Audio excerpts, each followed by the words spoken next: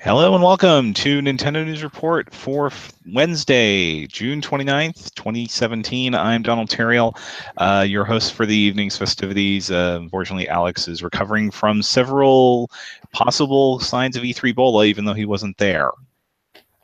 But we do have most of the regular crew here. I am joined by Alaska's own Zach Miller. Hello, hello.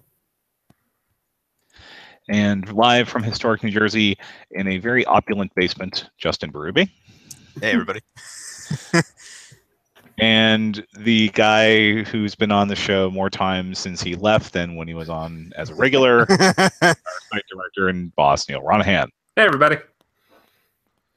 All right, so we have one big news story this week, and then the New Jersey crew went down to New York to play some stuff that you probably aren't sick of hearing about, considering it's all of Nintendo's E3 lineup. But first, the big news of the week, of course, the Super Nintendo Classic coming out. Coming September 29th, $80 US, 100 in Canada, surprisingly, and 21 games, including the previously unreleased Star Fox 2. First off, if you haven't seen the Star Fox 2 trailer that we unearthed, it's on the YouTube channel. John Raridan was able to find it, and weirdly, the voiceover announcer sounds like him. And it looks like, I mean, this was one of the Nintendo Power tapes that they sent out. It's really weird though. They use that yellowed Super NES in that advertisement too. Yeah, it's weird. It's almost like it was made 2 days ago. But yeah, check out that Star Fox 2 trailer. It's like John Raridan made a fantastic send up of 90s game marketing. And also that manages to be a really good preview of what Star Fox 2 is, because he just runs down everything about it. And I mean, it's not what people have played before with Star Fox 2. It's not even the final game. So yeah, it's kind of come to light with the reveal of that Star Fox 2 is actually getting released. And I think this was kind of known before, but Dylan Cuthbert, who was part of the original team on Star Fox 1 and Star Fox 2, it's Q Games. Yeah, because Q Entertainment is Mizuguchi, Q Games is Dylan Cuthbert. They did the Pixel Junk games. They did some of the art style games back on DSi. And I love those art style games. Yeah. And Dylan Cuthbert said that no, Star Fox 2 was totally finished. And this is going to be that version of the game. It was mastered and done.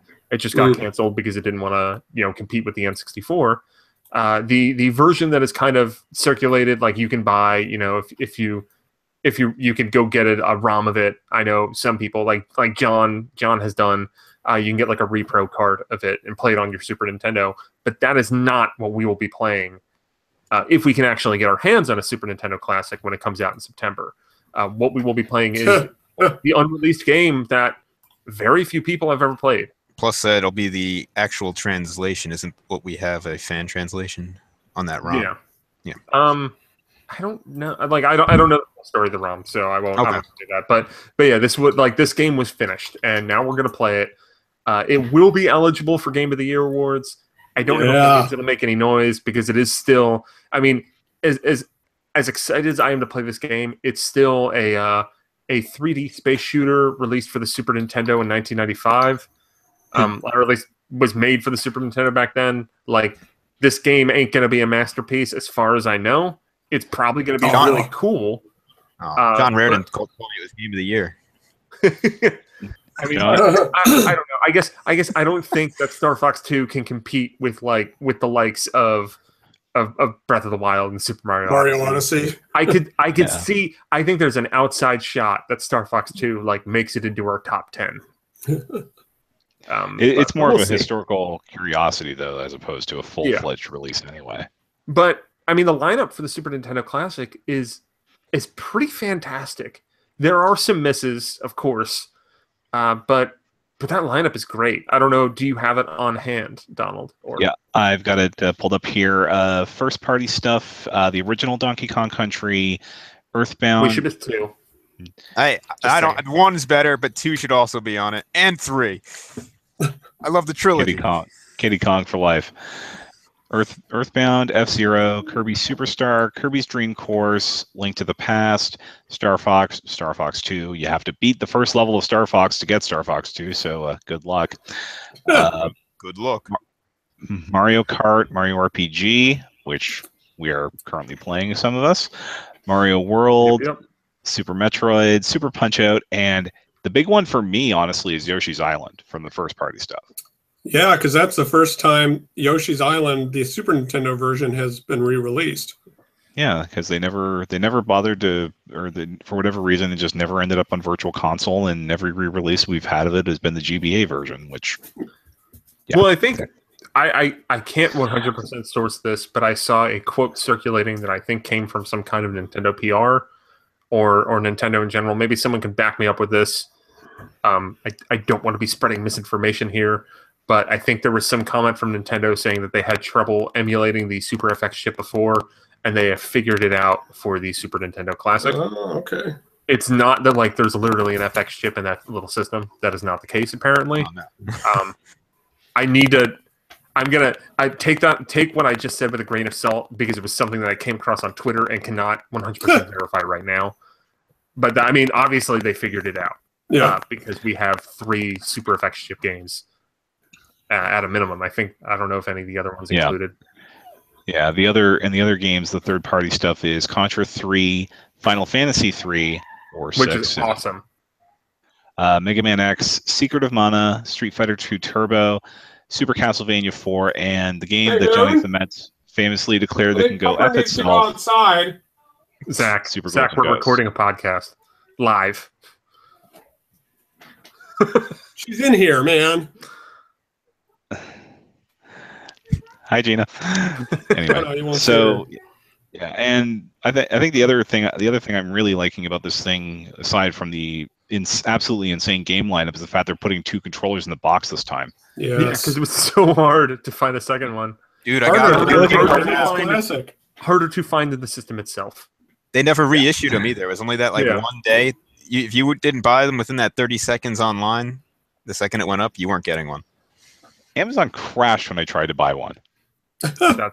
I think mine ended up coming from Walmart.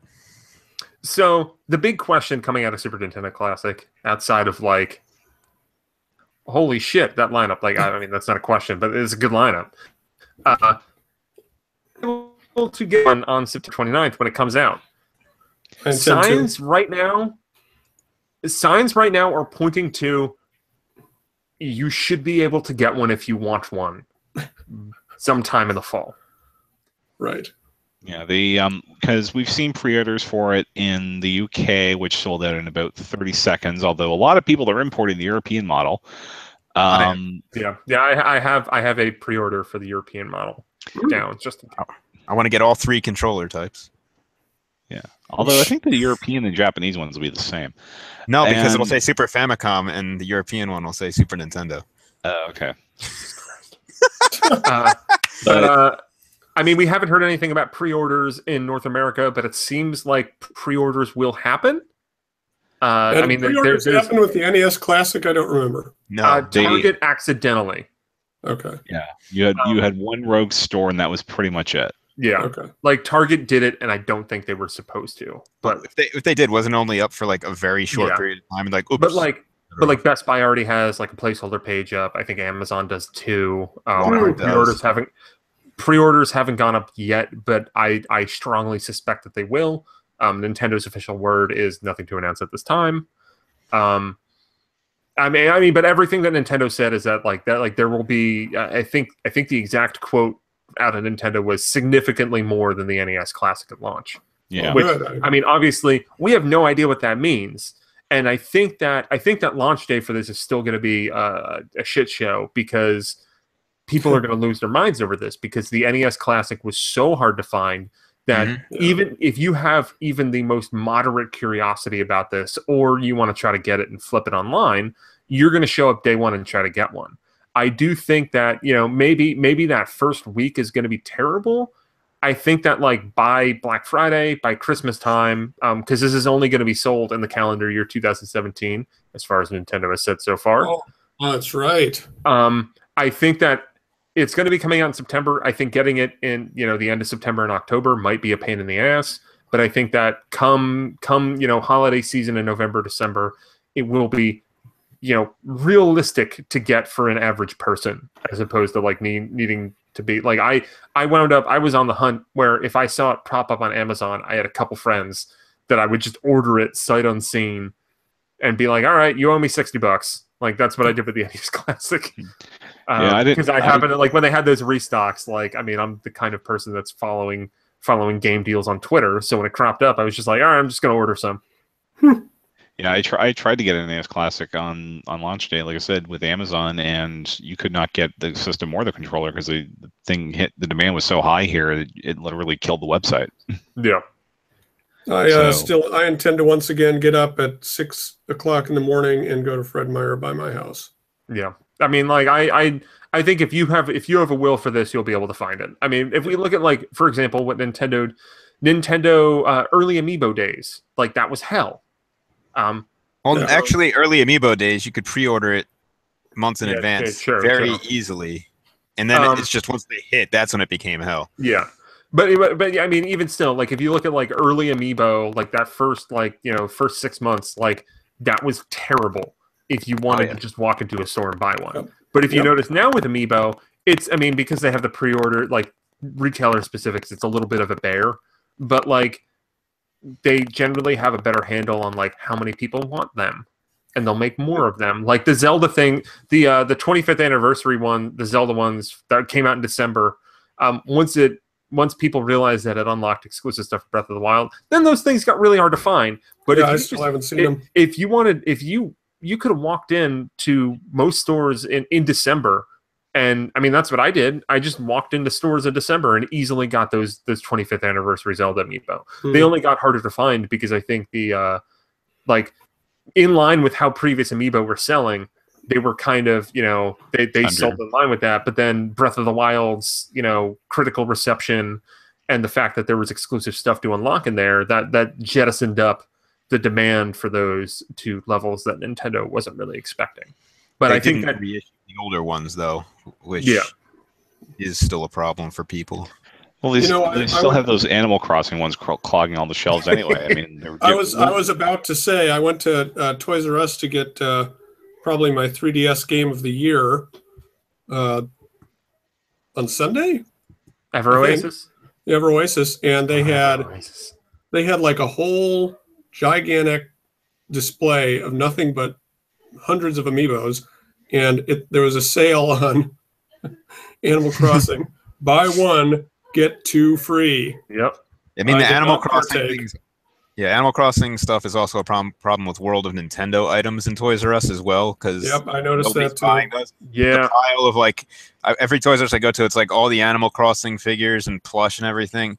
It's just everybody's got to stop in this country with Animal Crossing, unfortunately, because that merchandise does not sell. Yeah. It's clogging up the channels too for getting the stuff that would sell. So I don't know why they're pushing it so hard too. I mean, they seem really committed to making Animal Crossing a thing. Because it's a huge thing in Japan. Yeah. I know, but they should know by now that Japan doesn't translate to North America. So those Splatoon water guns are in Toys R Us now, I think. I saw someone... I think GameStop has them too. Oh, okay, GameStop does? Yeah, I'll probably go out tomorrow during lunch or something and try to see if I can find any of those. Because you also, when you went to the Nintendo World store earlier, you found some more of those Nintendo World and Nintendo figures, which I really like those things. Like, they're nice. Yeah, it's a cool line. You can already get a squishy Metroid if you so choose. Two different kinds of squishy Metroids. There's the 2.5 inch and the 6 inch. Got my big old Metroid. But yeah, the Super Nintendo Classic. It's out in 3 months, almost to the day, and I'm really excited for it. I'm going to give a sincere effort to playing Secret of Mana and hopefully not hating it like I did when I played it when I was 12. I'm going to get an HDMI switcher for my computer monitor because that's where I put my NES Classic. No, I am excited for it. It seems like a great product, especially for people who've never gotten to play these games before, like younger audiences. Older people are going to want it too, just because it's convenient and they probably don't have these games anymore. But my biggest concern is a problem that not many people noticed on the NES Classic, and that is there is a sound delay in the games. And when I was playing those games, it just like drove me crazy when I tried to play it on NES Classic because my mind has become so conditioned to like the timing of the sounds that would throw everything off for me. So how long do you think it'll take before before you can inject other games in there to fill in some gaps? Because I think the 24 hours. Well, if they're It took smart, a while for the NES Classic, didn't it? It was at least a month or Yeah, two. now people know what to do. well, what if they don't have enough space this time? What if they have just enough memory for what's on there, basically? I mean, you probably can't find like, That's true. flash memory in that low of a capacity that 21 Super Nintendo games would fill that. I don't know. True. Star Fox 2 might be really beefy. Maybe a CD-ROM game in disguise. It's for the Nintendo PlayStation. Yeah, but I think the biggest things aside from the other Donkey Kong Country games that are probably missing from this are ActRaiser and Chrono Trigger, and I'm assuming there's some music issues with those. And Or X2 just- and Chrono X3. Trigger is an interesting. Yeah. Chrono And Trigger is an Mega Man interesting, 7. It's like I mean ActRaiser is the huge miss for me. Like that's the game that I feel like is very representative of the Super Nintendo and should be in there. The Chrono Trigger thing, like because you can like pretty easily play that. Yeah. Like I mean the DS version is pretty fine, you know, even if you want to play it on PS1 or whatever. And I guess like with Chrono Trigger, like they got Final Fantasy 3 and Secret of Mana in it. Like Chrono Trigger would have been great to have, but like I'm not pissed off about that because the 4 RPGs that they do have in there are very strong. Yeah. And there's probably like, you know, you got Square to give you 2 big RPGs, maybe the third they wanted to keep closer to their chest. It's a tragedy that Tetris Attack is called Tetris. Yeah. No, I mean I think that I'm of the belief that I mean it's as paneled upon. It is in the Japanese Super NES Classic, and I guarantee you that if it wasn't called Tetris Attack in America, it would be on the SNES Classic. Yeah. I think Hank Rogers, the guy who runs all the Tetris licensing, has said he regrets letting Nintendo slap the Tetris name on Panel Upon because it has nothing to do with Tetris. Yeah. I mean, like I never understood it when I was younger. They must have done it to sell the game in America. Otherwise, people totally. Yeah. But I mean, for me, like in all honesty, I don't know if I would have played Panel Upon back in the day Yeah, me if it either. weren't because it was called Tetris Attack. So like it was probably a good call back then. What? They also chucked Yoshi into it, didn't they? So, Yeah. Oh yeah. And Yeah, Yoshi they was checked all the Yoshi though. Yoshi Yoshi's was Island character. hot back then. Hot new character. It was Yoshi's. It was basically like they could have called it like Yoshi's Island Upon. I don't know. Yoshi's Puzzle League. Yeah. There Problem you solved. go. And then you have naming symmetry with Pokemon and Planet Puzzle League on the DS. Yep. True.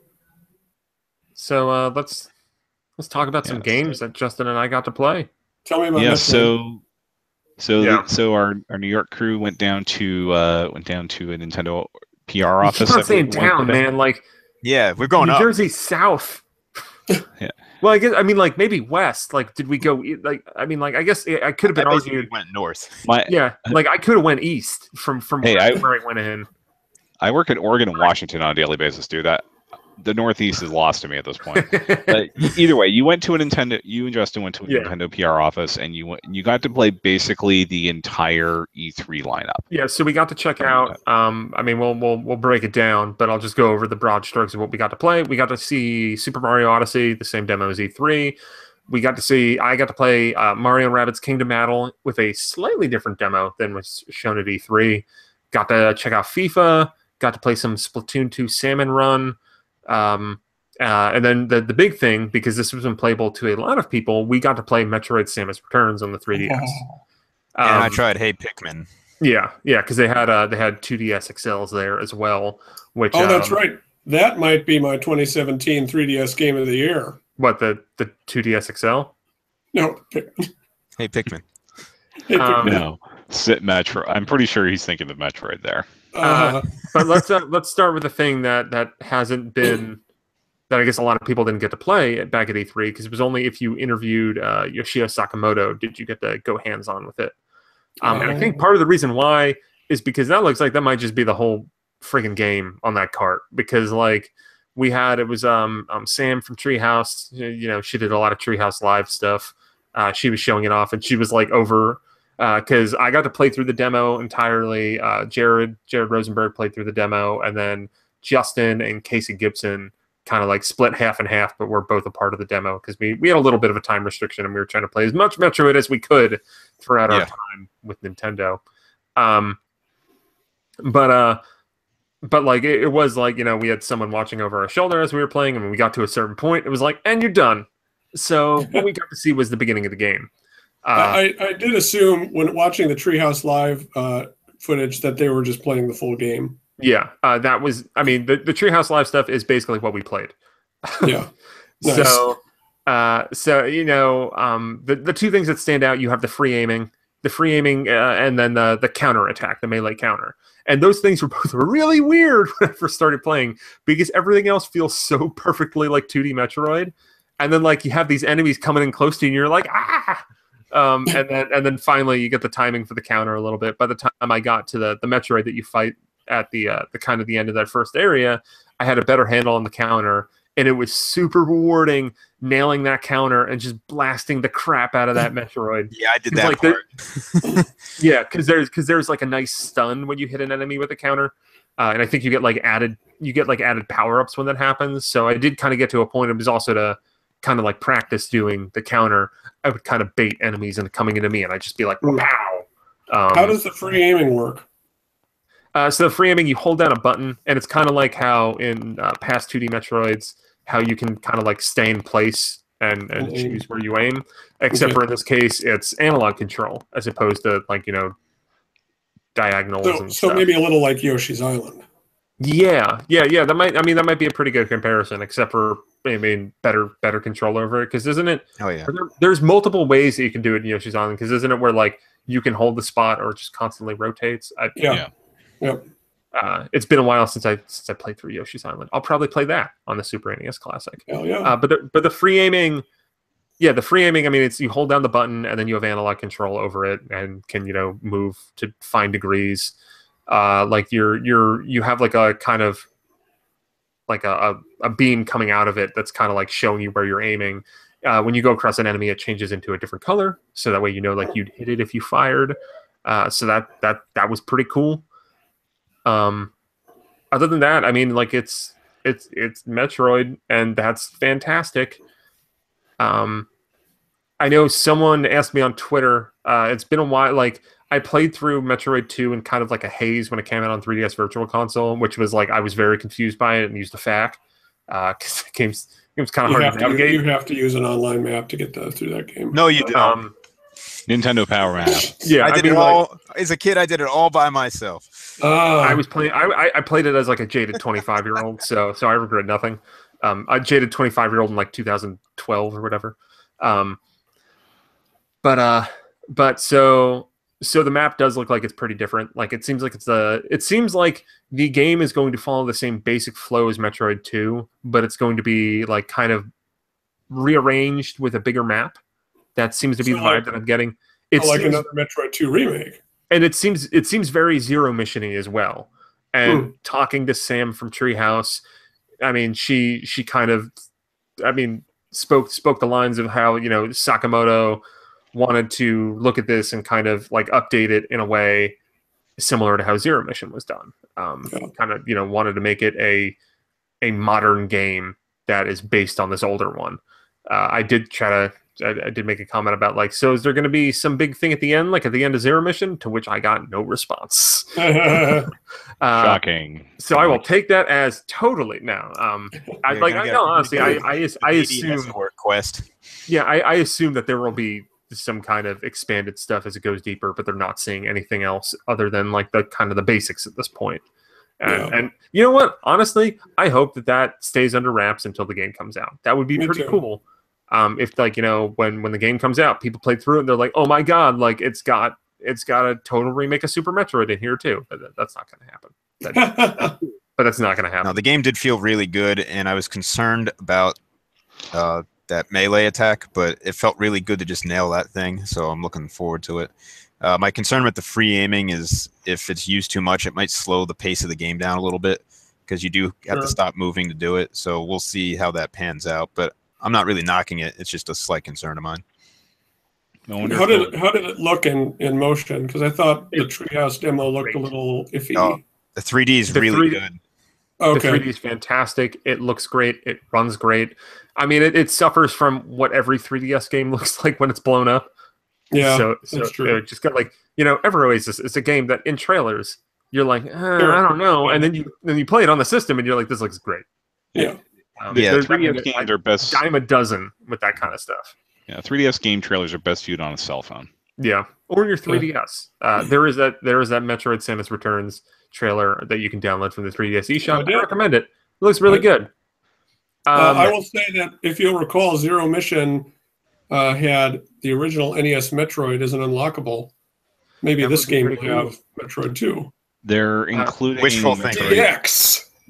Well, they're including Metroid 2 download codes with the European Special Edition, so probably not. That does seem like that would kind of confirm that that's not the case. Man, I want that friggin' Special Edition. It makes ours look like shit.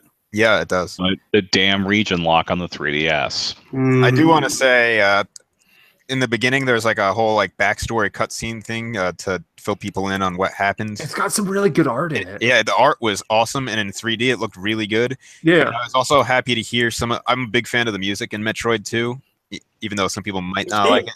Yeah, I like it a lot. But they had some remixes in the game, which I was hoping to hear more of, and I did today. And yeah, I like the music. I mean, the music sounds fantastic. What do you mean it sets up the plot? The plot is the Federation says, "Go kill these Metroids," and she's like, well, right. I mean, that's backstory. You just summed up. That's what the plot is. Okay. But it did recap what happened in Zero Mission. Oh, okay. Yeah, it's basically just like you find out the Metroid exists, and the Federation's like, kill him. And then they don't tell you anything that happened in the whole Prime series. What happens between the two games? Oh shoot! Well, come on. Maybe this game will end with a Silux teaser too. It's just Samus walking past Silux, and he's just like, "I'm here for you," and Samus is like, "Who the hell are you?" Can we include a scene where Samus just randomly super missiles Adam? I mean, depending on if you're looking at the timeline, he's still alive at this point. So that's true. But oh god, there was something. Okay, someone on Twitter asked me if how the progression system worked, and it does seem like this is designed a little more smartly than Metroid 2 was, where kind of some of the weapons and power-ups were just completely optional, and you didn't need them to complete the game. In this first area alone, you start off with missiles. You get the Morph Ball and the Charge Beam. I think the Charge Beam was not in Metroid 2 originally, if memory serves me correctly. You also, you'll get the Grappling Beam later. That wasn't introduced until Super Metroid. You can grab on the ledges. That wasn't introduced until Metroid Fusion. So it's, this, it's an updated version. They showed Spider Ball will be in it. Yeah. The real Spider Ball, not that magnetic garbage from Prime. We did not get to... we did not get to see that, but yeah, we just that first area, I found an energy tank and a missile expansion, and I got my Morph Ball, I got my Charge Beam, and that game, holy Lord, it feels so good. I do want to talk so happy. I'm so happy. Yeah, I think the power-ups are important to talk about because it was interesting to me that short demo that was maybe 15 minutes and you got all those power-ups that quickly. It was like bam, bam, bam, bam. So I'm wondering if that's going to slow down or if the intense pace of continually getting stronger every half hour is going to keep up. I mean, that just makes me think of I guess the paths that Metroid Samus Returns could kind of go down. It could be maybe it's only a couple hours long. I mean, I guess get Metroid Zero Mission, a lackadaisical run through of that game is 4 or 5 hours. So maybe maybe length isn't the best barometer, but maybe it is just a quick game. Maybe that'd be fun. Getting those 40 Metroids, maybe that won't take you that long, and maybe the quick power up. The quick power up stuff is more just representative of the fact that this game moves very briskly. Yeah. Or there's the very optimistic viewpoint, which is maybe they're going to introduce a lot of crazy cool shit near the end of that game that we haven't really seen in the series before. That would be cool. Yeah, things like that in AM2R. I mean, the last thing that they did 2D Metroid-wise was Zero Mission. One, I think that Zero Mission is the best 2D Metroid game ever made. Agreed. And two, like that added a lot of new stuff to the series in that game. I mean, just the Zero Suit alone was a completely new way of playing. And I can hear arguments that maybe the Zero Suit's the worst part of the original of Zero Mission. I can hear a very easy argument for that. It's not very long. But it's not very long, and it was very long. Yeah, it does feel very long.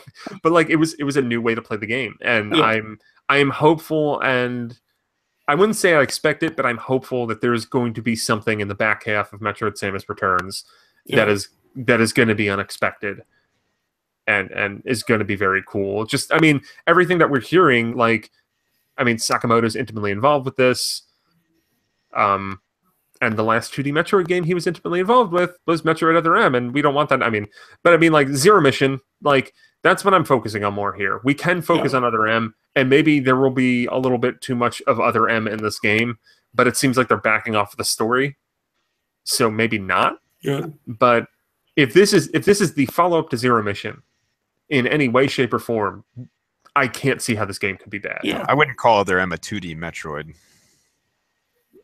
I mean, like, I guess if you look at there are two lines of Metroid. There's 2D Metroid and there's 3D Metroid / Prime. They are separated by their two producers. Kensuke Tanabe is the Prime series. Prime 1 through 3, Hunters, Pinball, Federation Force. Like that's all Tanabe. Whereas Sakamoto is Super Metroid, Fusion, Zero Mission, Other M, and now Samus Returns. Right. I mean, like there's those two lines of Metroid that, I mean, who knows if there's actually bad blood between them about it. Like, I would watch that television drama. But I mean, either way, they both have two different visions for the character of Samus. Yeah. Maybe we just settle it I think they're both a steel cage match at the next Nintendo conference. They need to settle it in Smash. I think give Sakamoto Zero Suit Samus and Tanabe can be regular Samus, and then Gunpei Yokoi will come back from the grave and play as Ridley in Smash Brothers. Too big. Too big. Who cares, man? He made the Ultra Hand. He made the Virtual Boy. He made the Game Boy. Who gives a shit? The D-pad. Yokoi will punk fools. Yokoi is a legend for sure. Yeah. All right. But yeah, Samus Returns is extremely promising. September's going to be a busy month. Yep. And there's probably a game that I'll end up playing in there in between Samus Returns and the Super Nintendo Classic. Yeah. What, Pokken? Yeah. Oh, jeez. We did not. I don't know. We probably had the option to play Pokken. We did play Pokken. I played Mario and Rabbids Kingdom Battle. That game is awesome. So you had a different demo than the one we got. So the way it worked is it's very similar to the E3 demo. Like I got into like two kind of like normal fights against the evil Rabbids. We did find out that like when you kill the Rabbids in battle, they just get transported inside Peach's castle, and apparently you can go and visit them, and they're just like all running around the castle, which I just like that. I like that visual a lot.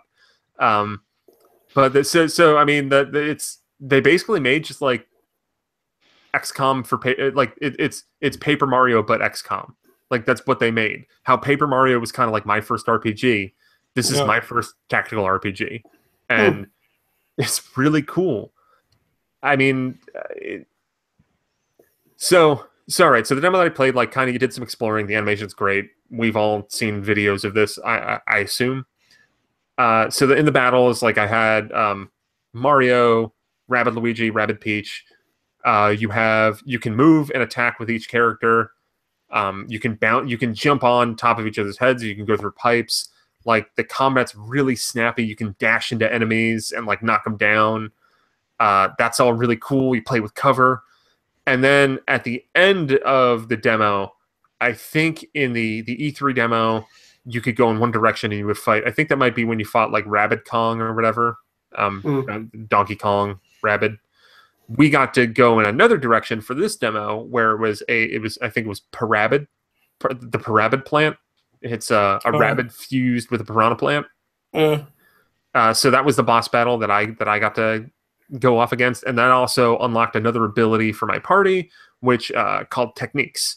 So like Mario could enter an Overwatch mode where if an enemy moved near him, he would attack. Like Peach could heal, or Rabbid Peach could heal. I forget what Rabbid Luigi could do. But so then that was a third thing that I could do on each turn where I could move and attack.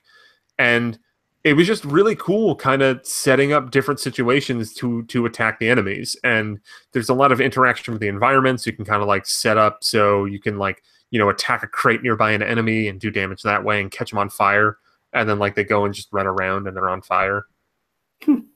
But the animation is so good in that game. And even we got to talk to 2 developers from Ubisoft Milan about the game, and hearing the passion from them it's so cool that somebody outside of Nintendo got to work with these characters and like talking to them about the process of how like they kind of went for the stars with everything that they could do with these characters.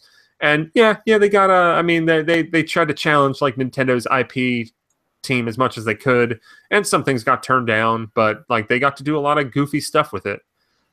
From what I saw at E3, I was already very excited for Mario and Rabbids. After playing it, I am even more excited, and that's probably I can't think of a better thing to say about that game other than like it looked really cool. I played it and it lived up to what it looked like. Yeah, I didn't get to play today, but everything I've seen on the game just looks like they put in a huge effort to make this right. So yeah, I'll be interested to watch videos of it. Come on, Zach, you're no fun. So all right, so Mario and Rabbids, Splatoon 2, we got to play some Salmon Run. Justin, you got to play more of that than I did. Yeah, you ruined our last run. You by son accident. of a bitch. Hey, if you guys didn't die, you were in the middle of your special. I was in the middle of my special move at the end of like us winning, and everybody else died, and I couldn't cancel out of the special to save them, so we ended up losing. Sorry, everybody. But anyway, Salmon Run is a lot of fun, actually. I wasn't really looking forward to this mode that much. I'm like, oh, that's a cool like side mode, but I do want to play it more after what I've played today. Basically, be thrown into this small arena. You'd have a short period of time to ink it up, I guess, to create your own paths. Then enemies would show up in different areas, and you'd have to kill them. And when you killed bosses, they dropped these big eggs. You'd have to like try and pick the egg up and get it back to your basket that's placed somewhere on this floating platform. And there were 3 rounds. After each round, you had to collect a certain amount of these golden eggs to proceed and claim victory. So it was a lot of fun. I mean, we did it on 5% difficulty pretty easily after we got the hang of it, and then we went up to 40%. And I mean, we basically got to the end. That was only got to the end the first joined it because we did it again with you and didn't. Oh, okay. Yeah, it was. It looks fun. Like I'm really looking forward to that game. Although I think that the fact that you can only play it when you have like everybody needs a separate system. That's the only way you can play it. Yeah. Outside of like Splatfest like events, I think that's a dumb idea. Yeah. Yeah, I'm looking forward to the voice chat at least on this one, which was one of my complaints of the original Splatoon. And we were told that the app would be out in time for this, or really? New to it, at least that demo app. So yeah, because the full not the full isn't going to be out, but that is. I mean, that's good to hear. I think did we know that before? I think they've said it a few times that they wanted to have the voice chat out for Splatoon 2's launch. So okay, yeah, I don't know if they said in time for it, but they said it would work for it and that the app would be out. I think I was told the app would be out around that time. So yeah, I'm looking forward. I remember hearing some stuff that like the way the party mode was designed in ARMS was basically around the app. Oh. So I mean, I think when the app comes out, I think it'll work with ARMS. So they could even drop it, before Splatoon 2 comes out, and there is a game out that could work nicely with it. I hope it works with Mario Kart as well, because that would get me to play that more. I mean, Mario Kart needs more than that to help its online interface.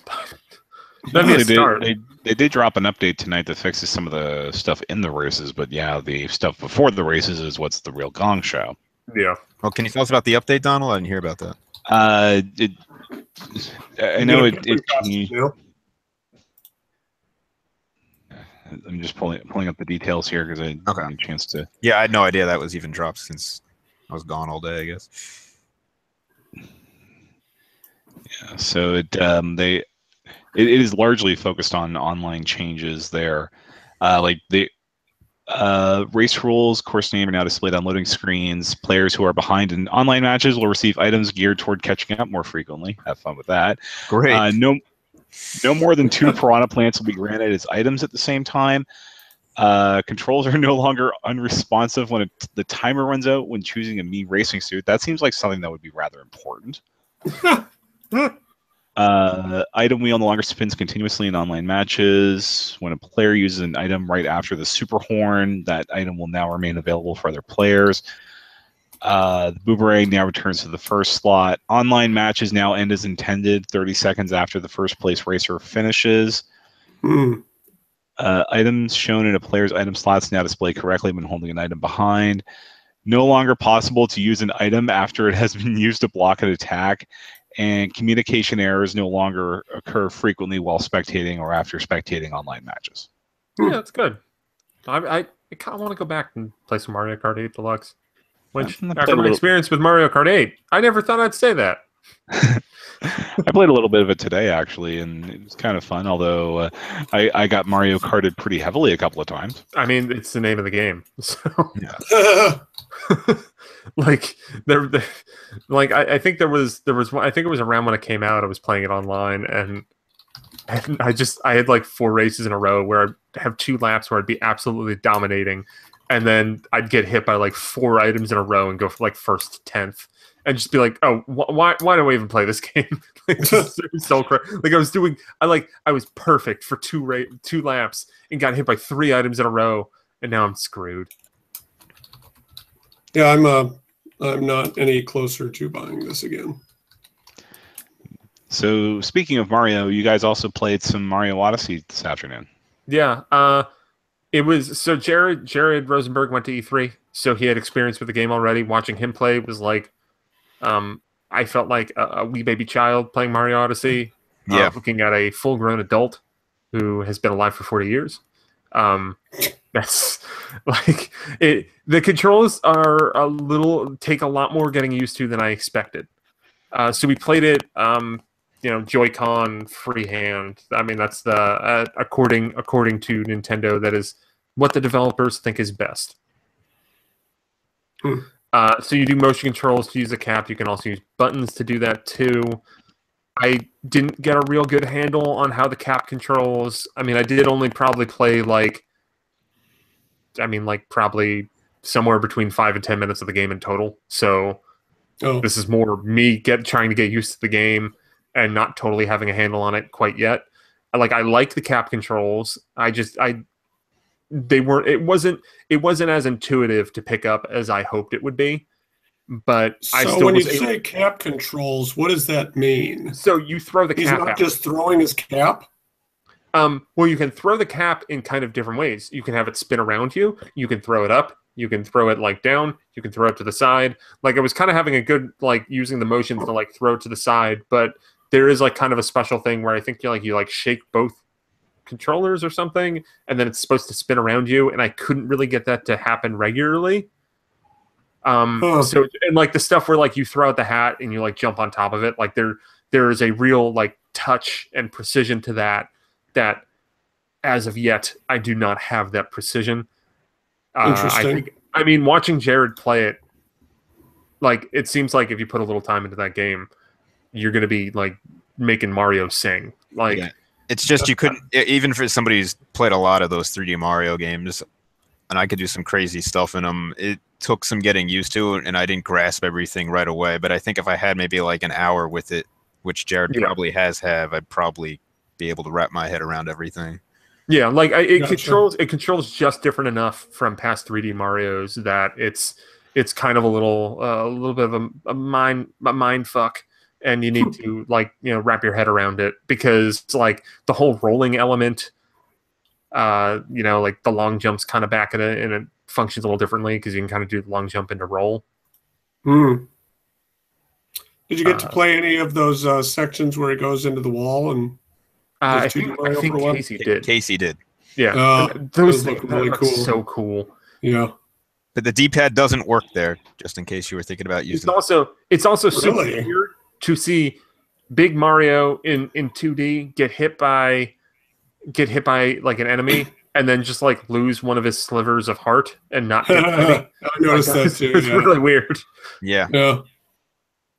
But I mean, just like exploring that world, like I got to screw around with the Moai statues. I got to run around New Donk City. I want to just run around that world in a very it does feel very similar to how I felt playing Breath of the Wild, even in the short time that I got to play it.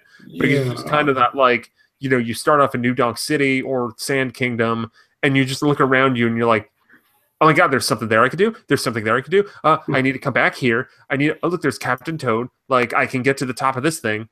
It's got that feeling of like Breath of the Wild, where it's kind of like, oh, I can go to there. And it's a lot more, it's like, you know, more focused and less expansive than Breath of the Wild, because it is, you know, what is it, 5 or 6 kingdoms, I think is what we know about.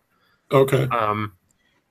Like those kingdoms, I don't know. I don't think they will add up to the total size of Hyrule in Breath of the Wild, and that's okay. That's okay for me, because it seems like in this Mario game, from what I've seen, there is reason to go to all these places, and there's things to do. And in Zelda, it's like find the Korok under the rock. But that's so fun. But yeah, I mean, how many have you found, Zach? Actually, I've found a lot of Koroks. Probably not as many as Justin. Yeah, I'm getting close to 700. Oh, good Lord. No, nowhere near that. And now you've got that, and you've got the DLC first pack dropping on Friday, so you've got the chance to backtrack and check the areas you missed. Yeah, I can finally have that ability, which should have been in the game to begin with. I have to get that DLC. But to finish up Mario, I feel like I sound overly negative about it. No. That just I mean, the controllers are going to take some getting used to, and I think that's as we all get excited for the October release, we need to realize that, like, you know, maybe our skills that we developed in Mario 64 or Galaxy, maybe they won't hold up here as much because it controls differently. But in all honesty, to me, that's really cool. I like that there is a 3D Mario that feels more unique and new than past 3D Mario games. Yes. Yeah. Did you get a Mario 64 vibe? It's kind of hard from that demo to get a vibe of the flow of the game. Oh. Like, because but it looks like you can go anywhere and do whatever you want and complete goals in whatever order you want. That's what I'm looking for. Like, I think it is more comparable to a Mario 64 or a Sunshine, but I think the better comparison is comparing it to none of those past 3D Mario games and viewing it as like a bold new step for the series. Because it doesn't, like, Mario 64 and Sunshine still had, like, you know, they still had levels that you would hop into. Yeah. And I feel like maybe the best comparison to a past 3D Mario is, imagine if the hub world from Mario Sunshine was more in depth in the entire game. At least from what we've seen with the Sand Kingdom and what is it, Metro Kingdom is what they call the New Donk City area. Yeah. From what we've seen about that, it's like, just imagine like the hub world from Mario Sunshine, but it's way more fleshed out, and that's the game. Yeah, one thing and thinking about that, like, that sounds like a cool game. No, I thought the Sand World looked cooler, but one thing I find bizarre about the whole PR marketing of this game is Nintendo's continued insistence to be like, this is the successor to Mario Sunshine. I mean, before they're like, Galaxy is like the successor to Sunshine, and now they're just like backtracking on that. And I understand, like, it's like, oh, it's more of like a sandbox game, but it's like, you know, they're all 3D Mario. I don't know why you're really doing this. And before, it was more like, oh no, the Galaxy's not going to be like Sunshine. Forget Sunshine, because so many people had negative feelings toward it. But now this is the successor, the real successor to Sunshine. I don't know. It's just weird to me. It's like, I understand it, but at the same time, suddenly it's like people suddenly liking Twilight Princess again. Yeah, I've always liked it. So screw you guys. The Zelda cycle that's going to come around for Skyward Sword in about 2 years. I don't know if that's going to happen. And I've always loved that one too. And I think when I joined the site, Zach asked me what my favorite Zelda was, and I ranked them, and Skyward Sword was in top. I remember that. He hated me. I recommended we not hire you. I remember. I remember really. I mean, like I love Skyward Sword, but I don't know if we're ever gonna get that moment where people are like, "Oh, Skyward Sword was always good." I mean, I just think the populace's large rejection of motion controls have doomed Skyward Sword. Yeah. Although I could see in a couple years a Skyward Sword HD or whatever coming out and having normal controls and everybody fawning over it. How would you do that though? No, because you can't. I mean, I have no idea. The sword has to go. Yo, Zach, I ain't a developer. I don't work at Nintendo. I think that's a bad idea. But they've literally remade pretty much every other Zelda. Yeah, I know. So that's true. it's a matter of time. That's true. Although, we have that Metroid 2 remake. We got to get that Zelda 2 remake up in this bitch. I agree. I think you played FIFA too, right, Neal? Yeah, I did play FIFA. FIFA is soccer. Yeah. Casey Gibson and I got to play each other, or it's football as the Europeans call it. Oh. So Casey and I got to play each other. Casey and I are both lapsed FIFA players. I would argue calling me a lapsed FIFA player implied that I played a lot of FIFA, which might have been true. I played it on the Wii when there were like goofy arcade modes, because that is my jam with soccer, is arcade sports. I did play like FIFA on Wii U. I did kind of get into that a little bit, and that's the most I've ever played a FIFA game in the modern era. I mean, it felt really good. I liked playing that game. Unfortunately, I almost got a red card several times because Casey would have the ball, and I would just go and try to slide tackle and deck him. That's how those games worked on NES. That is how I don't care if it's supposed to be real soccer. There's a dude with the ball. I'm going to try to kill him. Like, that's how I operate in sports games. No, I mean, that's how. I can tackle a dude in Madden. Why can't I do it in football? I mean, soccer. Yeah, I was going to say that you got the wrong kind of football there, but anyway. Yeah, did it run well from what you noticed? Because I know that we got to see it on handheld mode too. Like that felt really good. Like good view of the pitch and everything. I think that it is weird because the sports games that are seemingly getting the most love on Switch are probably my least favorite sports games. Like, I mean, I'm like super into football, like would love a hockey game or a baseball game or something. I'm not really that into soccer and basketball as sports. But the prospect of Tiger. I mean, Tiger's got they some don't problems. They do not need to do that. No one needs to do that. But like with NBA 2K, what's it? NBA 2K18 and FIFA 18 on Switch, I have a feeling I'm probably going to get both, because the prospect of having a console-like sports experience on a system that I can bring with me everywhere, even for sports that I don't really care that much about, but like, I mean, FIFA and NBA 2K18 are very well-designed video games, even if they have players that I don't really have any affinity for. I think I would have a lot of fun with those games, playing them on the Switch, on the go. I had a lot of fun with NBA Playground. Well, I guess fun and NBA Playgrounds are contradictory terms at this point. But I played a lot of NBA Playgrounds on the basis of I wanted to play a sports game on the Switch. Right. And I regret that time that I spent with NBA Playgrounds, because even after I finished the review, which actually finished is a strong term because the online still isn't there. It's almost been 2 fucking months. Even after I finished what the review is right now, I still played that game more because I was just like, oh man, I just want a good basketball game. This isn't it, but like I just gotta play it. So like, yeah, I'm gonna get to NBA 2K18. I hope there's legendary players or something, because I don't know who the hell's in the NBA anymore. Like, I don't know, like Frank the Tank from the Wisconsin Badgers. I think he's in the league still. That's cool. I'll play as him. Like, Kareem was on Family Feud on Sunday.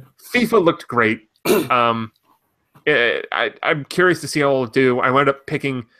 I wound up having a conversation with the PR rep from EA, in which I was just like, "Please bring Madden. Please bring Madden to Switch. Can you tell them to bring Madden to Switch?"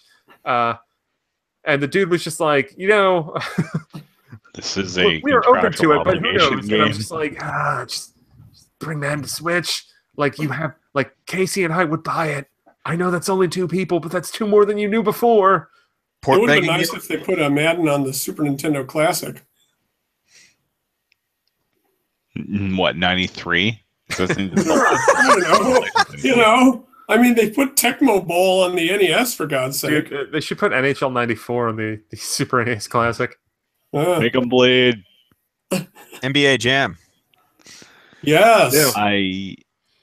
I think the rights for I think that one NBA Jam might be toast just because I think Acclaim had the home publishing rights, and well, what's Acclaim nowadays? Yeah, Oh, well, I mean, it's a what shame. helped? What helped Tecmo Bowl being on the NES Classic, honestly, is because there was already the neutered version that came out on Virtual Console, Oh no. which is weird because because I had it was when I went to go see the Packers play the Redskins the night before the game when I was at the hotel in DC. It was right after the NES Classic came out. I was playing it with my brother and my brother-in-law, and we stayed up very late playing like hours upon hours of Tecmo Bowl. And we were looking to see because we were just playing against each other, and like we played as every team and everything. That game's great. It also because my brother-in-law had like latent powers where he played this game a lot and knew how to cheese it a lot. He started destroying us, and then my brother and I decided we can't stand for this. But looking up at the teams, they changed how characters act in that game. I think Tony Dorsett, I think, is on the Cowboys in that game, but for some reason he's is it Herschel Walker's on the Cowboys in that game? But he's a white dude, and they made him not as good in the Virtual Console update. It's weird, but because all the names are different. Or they're just numbers, I think. So you kind of try to piece together who the hell they were supposed to be. And it seems like the stats are actually different in the Virtual Console release for some of the characters. So Bo Jackson isn't God in that game, or did they? No, Bo Jackson's still very good, but I think he's less good than he was before. They I don't know. I was reading some stuff online about it as we were trying to figure out what players were what players, and it seemed like they kind of changed around how some of the players acted. All right. RZA 36 is Herschel Walker. Yeah, that was Herschel Walker. And that I think Dorsett predated that, I believe. Yeah, and I also got to try Hey Pikmin. Hey, Tell Pikmin. us about Hey Pikmin. Hey Pikmin, I believe, starts off with Captain Olimar crash landing on a planet, and when I asked how this pieces into the Pikmin timeline, I didn't get really a response. It's apparently a different planet than before. Is Olimar the prequel to Pikmin 3? Is Olimar just the worst pilot in the known galaxy now? Yes, he is. Have Pikmin just seeded multiple worlds at this point? Well, I don't know. Maybe Olimar is the bad multiverse. pilot. Maybe his company just gives him garbage ships. But yeah, I played the first demo level, and it was the worst tutorial because it's more just talking for no reason. But the second level was a level, and I really don't have much to say about it. You move with the circle pad, and you can whistle by tapping on the touch screen to call nearby Pikmin to you, and once they're with you, you can tap where you want to throw them, and they get thrown there immediately, and they'll bring stuff back or build a bridge if they pick up bridge parts, and you can use them to attack enemies as well, and that was basically it. A side-scrolling. So it's a touchscreen game where you just use the circle pad to move them? You move Olimar, and then you tap where you want to throw your Pikmin, and then you can call them back. I mean, each level, or the one level I played, you start out with just a few Pikmin, and you'd find more as you went through, and it looked like some enemies were carrying some of the Pikmin, so if you killed them, there were some flying bugs with extra Pikmin, so if you threw a Pikmin and hit the bug, an extra Pikmin would drop down, you'd have that added to your arsenal. So It just sounds kind of boring. it was pretty straightforward. Hopefully it gets better. I mean, it worked. Okay. I mean, It was Yoshi's a functional New video Island game. also worked. Yoshi's New Island, I think, had a lot of problems with the collectibles in the levels. So the levels weren't very short, and if you screwed up getting one and they tried to trap you, sometimes you couldn't go back and get it. Hey, and that was... Oh, so kind of like Yarn Yoshi. I don't think it was bullshit that you're just talking about. I don't think it was as bad in Woolly World.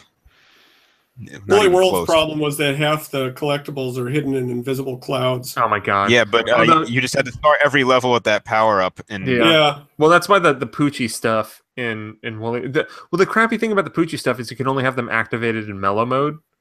Yeah. which like I wish that wasn't the case, because like I want them on, because then that alleviates like my hatred of these stupid invisible clouds. But like then it's like not a challenge. So I was actually playing the original Yoshi's Island, not original. I was playing it on the Game Boy Advance, and there's actually maybe a worse way that they do hidden clouds in that game. There are some places where you have to throw eggs through that spongy stuff, or you have to destroy a little piece of spiky texture, and there's a hidden cloud in there. And if you don't do that, you don't get it.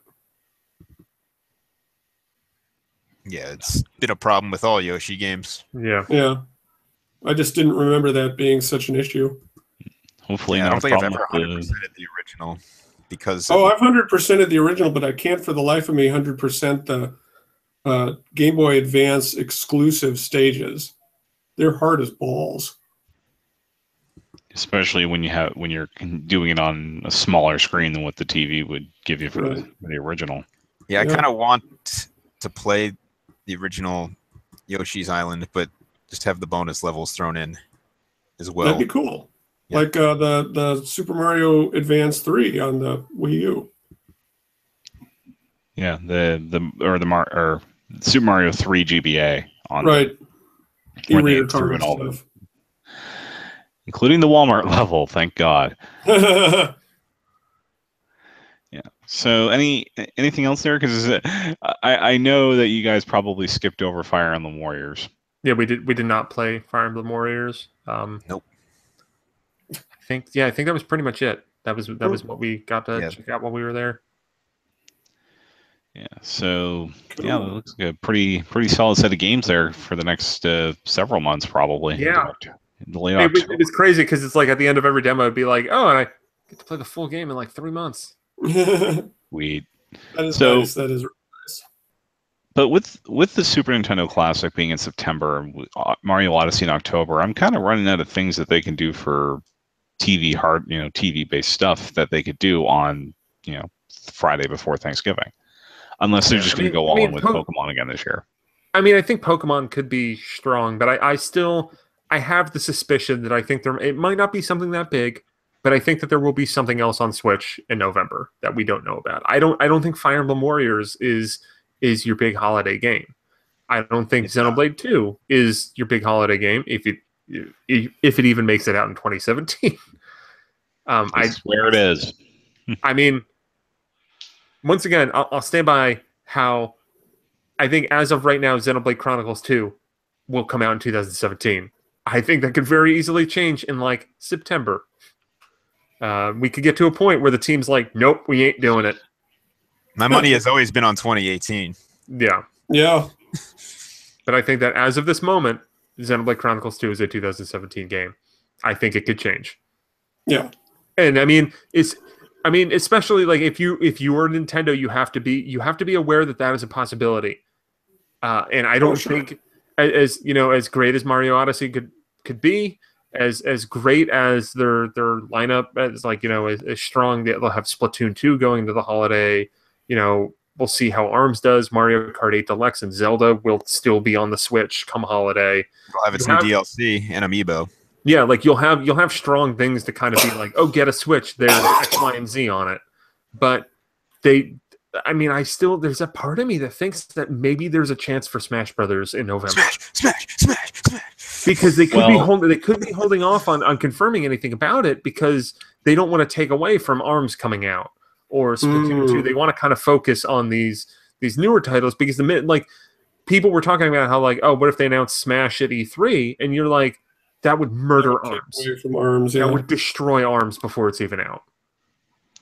Whereas if they announce like Smash Brothers is coming out in November in like the end of August or something, like that's kind of cool.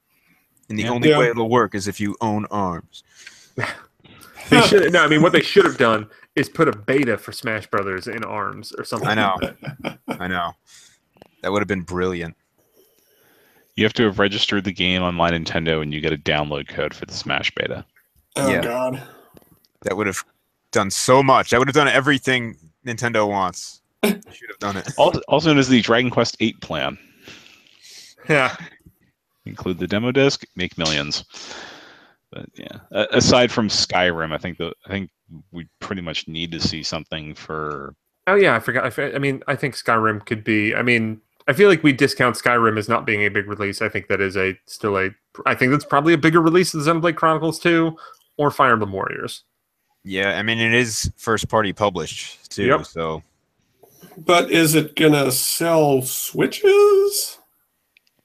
If they hype up the fact that you can play as Link in it, and we know that Breath of the Wild was a huge hit, then Yeah, I guess that's true. Yeah. Here's the thing I want to know what's going to happen. Are they going to ramp up those amiibos before the release of Skyrim on Switch? Oh, interesting. Because I know they've reprinted some of them, but I don't think those restocks have really gone wide yet. Couldn't tell you. I saw a Guardian at Walmart like last month, and I stupidly did not buy it because I've never seen one in the wild aside from that time. Amiibo of the Wild. Yeah. Yeah. All right, I have a review I have to finish. Yeah. So Yeah, so we'll call it quits here. Thank you very much for watching and listening. Check out my review of Goner that I will be finishing writing and recording audio for in a little bit. It's pretty good. For more information, read Nintendo World Report tomorrow. Yes, and head over to Nintendo World Report for all the big news, all the big reviews. Apparently I like Shantae Half Genie Hero a lot, and it's blowing up. Oh, is it? Good for you. Yeah. That game's I'm kind of glad I didn't review it. I would have been really hard on it. Well, you can't. You backed it. That's I know. unethical, Zach. I know. I backed Mighty Number 9, and I probably would have been harder on it than somebody who didn't back. I mean, it also works both ways because you're financially invested in it. You're going to be more harsh on it. Like, I paid. Yeah, I guess that's I don't think you can be harsh enough on that game. yeah. Yeah, so also we are on Patreon, patreon.com/NWR for new and exclusive content, including early access to podcasts. We just did Zach, Neal, and I just did a Game of the Month podcast for May 2017, which features way too much Magikarp jump discussion. Yeah. I may or may not be playing it right now. I hate you. I hate you so much. I also hate myself. Yes, and if you want to hit us individually on Twitter, that's at Donald Mick, at King Nintendo Fan, at Enron10, at ZMiller1902, and while you're at it, at Kulafia. Oh yeah, that normally guy. hosts the show. Who? Yeah. Oh, and, yeah. And he'll hopefully be back at 100% next week. But until then, thank you very much, and have a good night. Bye. Later. Bye. Bye.